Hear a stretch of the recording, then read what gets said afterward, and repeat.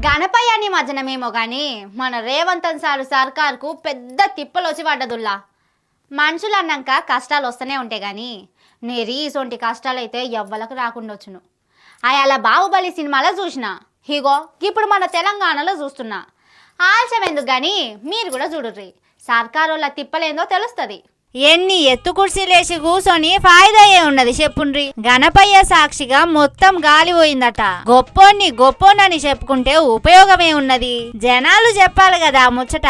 అసలు ముచ్చట ఏంటిదంటే గణపతుల నిమజ్జనంలా ఎక్కడ చూసినా కేసీఆర్ పాటలే వినిపిస్తున్నాయి. సెక్రటేరియట్ ముందరికి వచ్చిరంటే చాలు సారే కావాలంటున్నారే అని ఒకలు, దేక్లేంగే అని ఇంకొకలు, గులాబీల జెండలే రామక అని ఇంకొకలు పాటలతోని ధూమ్ ధామ్ చేస్తున్నారు.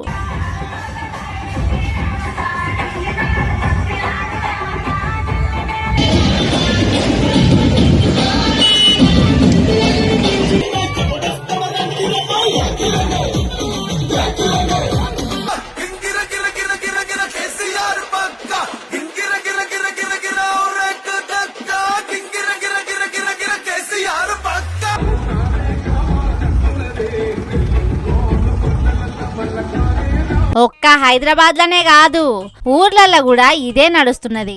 ఏడ చూసినా కారు పాటల పాటలే వినిపిస్తున్నాయి. సోషల్ మీడియాలో చక్కర్లు కొడుతున్నాయి.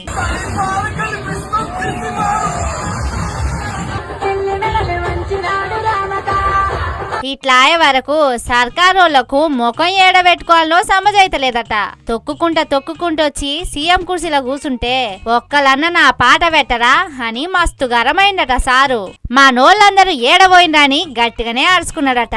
ఇక దీంతోని ఏం చేసిండో చూడుర్రి.